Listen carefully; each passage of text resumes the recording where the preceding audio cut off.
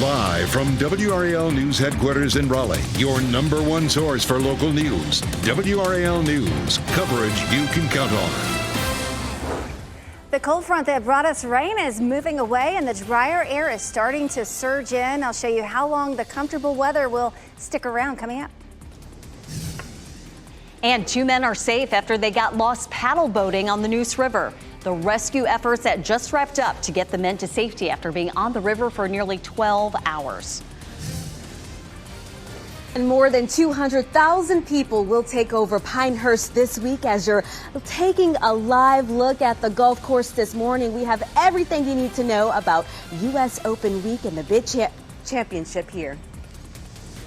Welcome to your Monday, everyone. It is 6 o'clock and you saw that gorgeous sunrise behind Laura there out at Pinehurst, and we also have one here over downtown Raleigh. What a way to start our Monday. Thanks for joining us. I'm Renee Chu. And I'm Jeff Hogan. Yeah, thanks for making us part of your Monday here as we get things rolling. Amy Wilmoth in the WRAL Severe Weather Center. We have a little action to our south here. We do, yes. A little bit of rain down to the south, but most of us will stay dry today. We will see maybe a couple of spotty showers in extreme southern parts of the viewing area in the next couple of hours. That's about it. This is a live look at North Hills. We do have a little bit of cloud cover over North Hills, but also some clear skies that you can see off in the distance as well. It's really a mixed bag this morning with the clouds and the sun, but we'll see a decrease in the clouds as we head into the afternoon. 70 right now in Durham and Raleigh. Look at Roxborough, 57 there as the dry air moves in, 69 in Fayetteville. It's 67 in Clinton. Here's where the dry air is right now. It's from the triangle and points to the north and west, but it will continue to move in to the rest of the viewing area. It should be a pretty comfortable day today. Hour by hour this morning, looking pretty quiet for the morning commute with temperatures in the 70s. It will be warm this afternoon with a high temperature of 85. Ken? All right, at 6:01, Amy, we continue to follow this breaking news that we've gotten just on the Beltline. There's a traffic accident actually on I-40 eastbound near Airport Boulevard. We're working to find out exactly more information about that. We'll keep you posted. And I promise you, our data sensors are not picking up any delays around the triangle this morning. It's all delay-free in the capital city as well as Durham and Chapel Hill as well. And we're also following breaking news as 2 men are back on land now after being stranded in the Neuse River for nearly 12 hours. This happened in Smithfield, and WRAL's Kelsey Coffey joins us live right now with those men who were in the water since 5 o'clock yesterday evening. Jeff, those 2 men are safe this morning. Several water rescue teams were working together to find those men, including the one from here at the sheriff's office. But let's take you straight to video now from the WRAL breaking news tracker. Crews were searching for those men for nearly 12 hours at the Neuse River. Officials on scene say the men were paddle boating around 5 o'clock yesterday and got lost. They say they called a relative after sunset and their rubber boat began losing air. Crews were able to track down the men and pull them out of the river around 3 o'clock this morning. Neither of them were hurt. Officials say the men waited to be rescued. They say they stayed in the water and didn't try to find land in that rural area, which is exactly what they would recommend they do in that type of situation. Kelsey Coffey, WRAL News, live in Johnston County. Now at 6, gates are open at Pinehurst number 2 for the U.S. Open. Players can begin practicing on the course. WRAL's Laura Levine joins us live from Pinehurst with a gorgeous view. And Laura, Pinehurst is expecting hundreds of thousands of visitors. Hey, Renee, good morning. Yes, things are getting pretty busy here as you're taking a live look behind me of the golf course and the grandstand there. We're seeing some of those golfers kind of walk by and prepare some of their practices. But here at this course, you can see they're still doing some final preps here. With practice beginning at 6 a.m., many of those players are warming up their swings, really gearing up for the big week ahead. Today, we are expecting to hear from some big names in golf. We're talking about Tiger Woods, Raleigh native Webb Simpson, Nick Dunlap, and that's just to list a few. More than 200,000 people are expected to walk through the gates over the course of the next several days. And organizers describe the uniqueness of hosting at Pinehurst number 2. The property is large enough that fans will be able to walk all 18 holes, and grandstands are located everywhere. On Sunday, fans were able to get first dibs on some of that merch ahead of the championship. We had been here for the 2014 Open, but we didn't really embrace it the way we are this one. And this is wonderful. This is so exciting. So in the village of Pinehurst, there will be no parking available and several roads are also closed off. We have a full guide of everything you need to know ahead of the big championship week on WRAL.com. Laura Levine, WRAL News, live in Pinehurst. It's going to be an exciting week. The Moore County Airport is ready for the influx of people headed to the U.S. Open. A temporary extra air tower, similar to the one pictured here, is set up at the end of Airway 5. The airport anticipates thousands of plane arrivals and departures throughout the week for the tournament. WRAL is your home for the U.S. Open as it returns to Pinehurst. Our team has complete coverage on your phone, tablet, and TV. Once the first round tees off Thursday, Jeff and Gerald will lead our coverage live from Pinehurst. Good morning, I'm Chris Lovingood in the WRAL Live Center with an update from State Highway Patrol. They have identified the Cary man who died in a crash in Sampson County. This was on US 421 near Mount Gilead Church Road.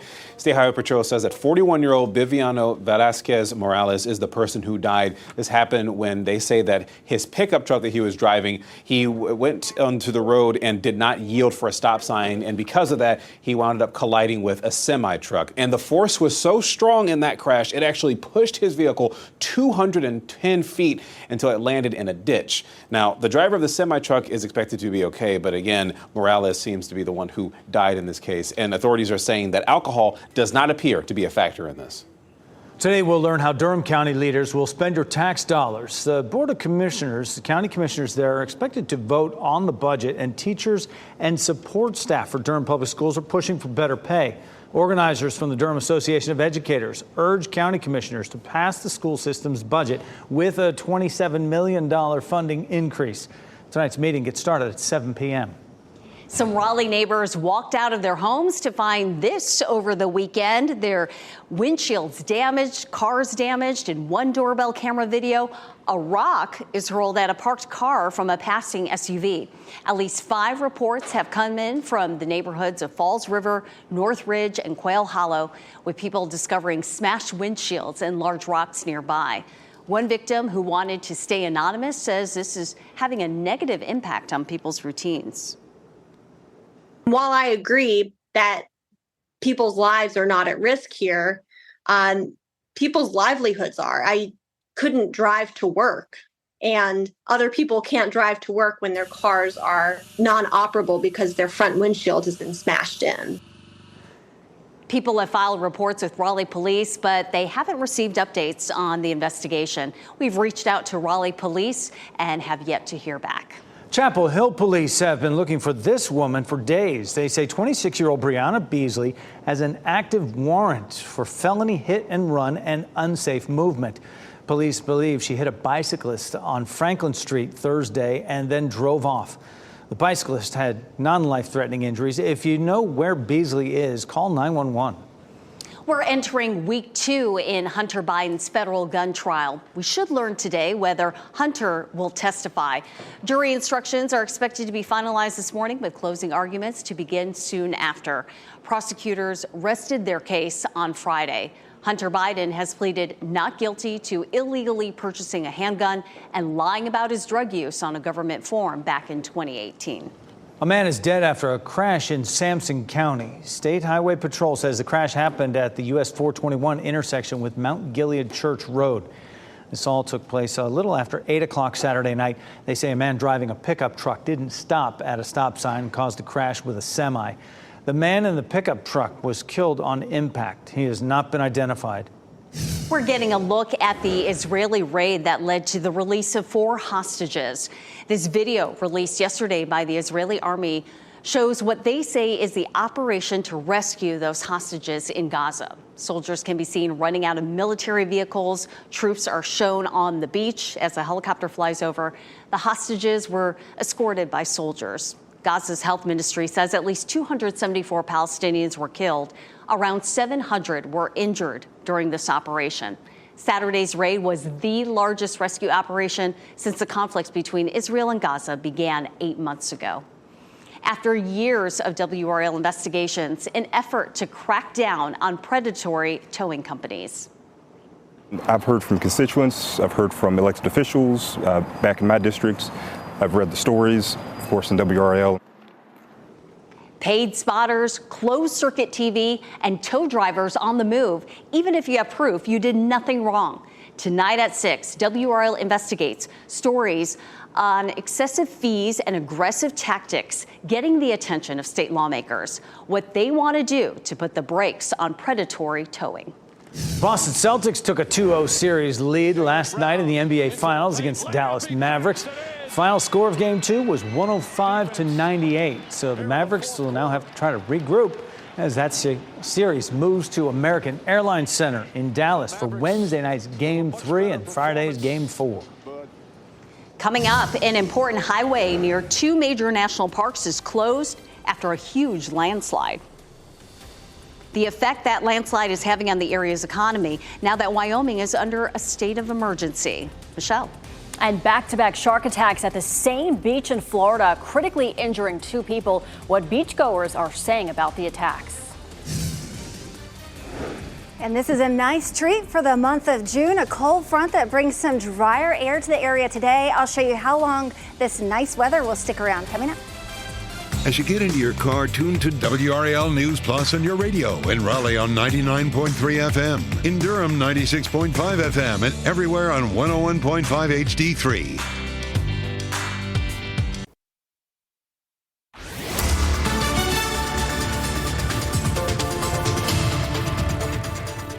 Welcome back and good morning. I'm meteorologist Amy Wilmoth in for Elizabeth this morning. You're looking live at our southeast Wake County camera.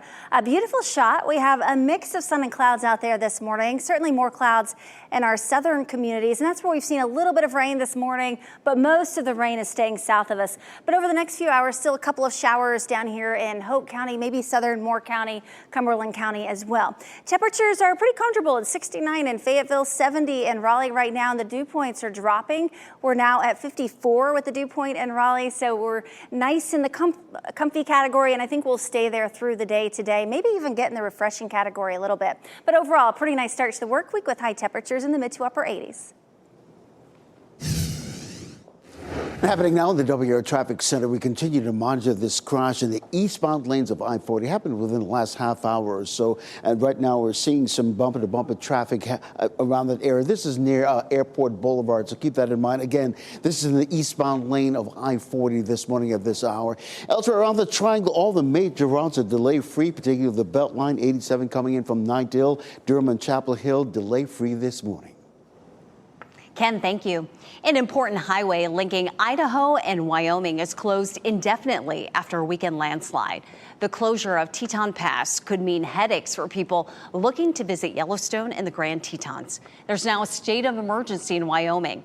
The governor there says there's no estimated timeline for reopening. It means a longer commute for locals and a blow to the tourism industry that fuels the area's economy. South Korea is broadcasting propaganda messages over loudspeakers over the border with North Korea. Take a look at these soldiers setting up the speakers. It is in retaliation of North Korea sending hundreds of balloons carrying trash to the south. And that move by the North came days after South Korean activists sent hundreds of thousands of leaflets condemning Kim Jong-un over the border. Now, along with USB sticks loaded with K-pop music and K-dramas.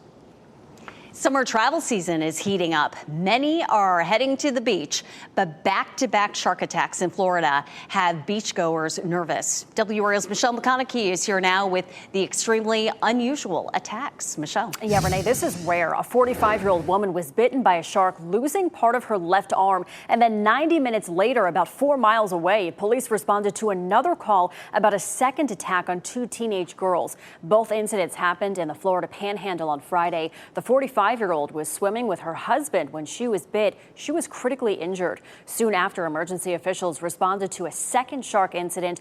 2 girls between the ages of 15 and 17. They say the first victim had significant injuries. She was transported to a trauma center in critical condition. And the second victim had flesh wounds to her right foot and is in stable condition. But beachgoers, they were shaken. You could just see it, you know, they were. It was traumatic for them, for somebody to be hurt or injured at all, but commend them for getting everybody out of the water, and great to see everybody back in the water again today.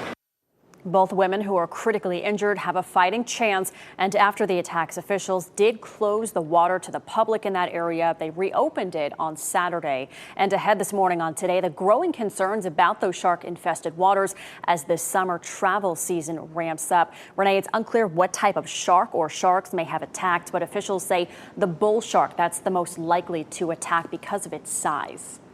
And those injuries pretty severe, and we're certainly thinking about those folks. But Florida is the #1 place in the world for shark bites, and now it's added more to it. All right, Michelle, thanks.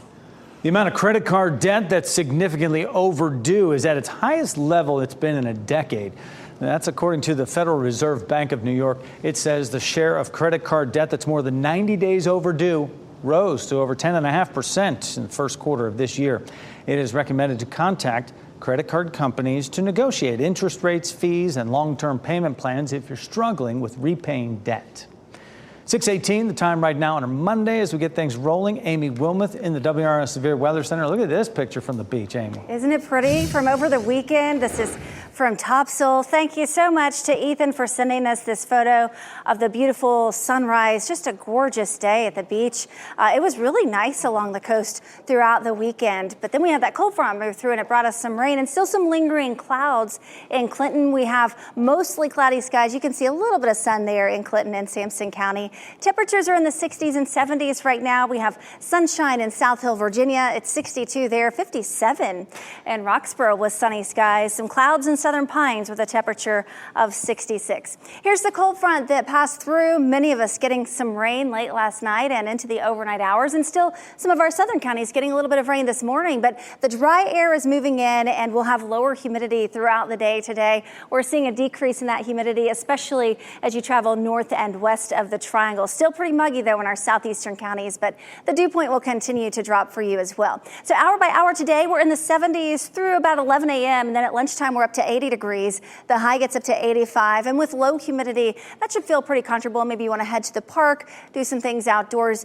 Enjoy today, because tomorrow already the humidity starts to creep up. I think the first half of tomorrow will be okay, but then the humidity creeps up the second half of the day, and you'll really start to feel the humidity Wednesday, Thursday, and Friday, and that will continue into the weekend as well. It's a big week in Southern Pines in Pinehurst with the U.S. Open.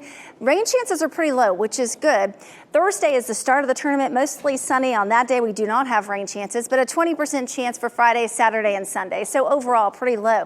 What will not be low is the temperatures. It's going to be pretty hot and humid. 92 for the high Thursday, 94 Friday, 95 Saturday, and 92 Sunday. And just keep in mind the heat index will likely feel like upper 90s, maybe even triple digits on Saturday. And that's a trend that's going to continue into next week. This is a look at June 18th through the 24th. So next week, above normal temperatures for the entire East Coast, including all of North Carolina. So the summer heat returns by the end of the week and continues into next week. So enjoy today and tomorrow with that slight drop in our temperatures and humidity. We're back to near 90 by Wednesday, and then it is going to be hot for the rest of the week and into the weekend. Ken? At 6:20, Amy, we continue to monitor this traffic crash that happened in the last 45 minutes or so in the eastbound lanes of I-40 near Airport Boulevard. Right now, we're seeing some bumper-to-bumper traffic building up in those eastbound lanes right there near Airport Boulevard. So keep that in mind if you're heading into the capital city from all points west.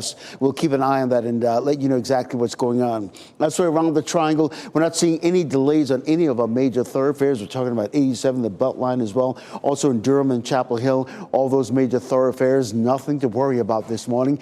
If you are planning to hit the road right now to head to those practice rounds down in Moore County, right now the southbound lanes are delay-free. We're seeing some bumper-to-bumper traffic in the eastbound lanes of US 1 right outside Moore County. But if you're heading south, nothing to worry about this morning.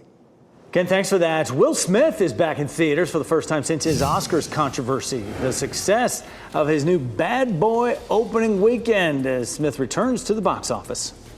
And 2 men are safe after a water rescue overnight on the Neuse River. What rescue crews say happened as the men lost their way on a paddle boat. And here's a look at your winning NC Education lottery numbers on your screen right now. We're back with what's trending in a moment.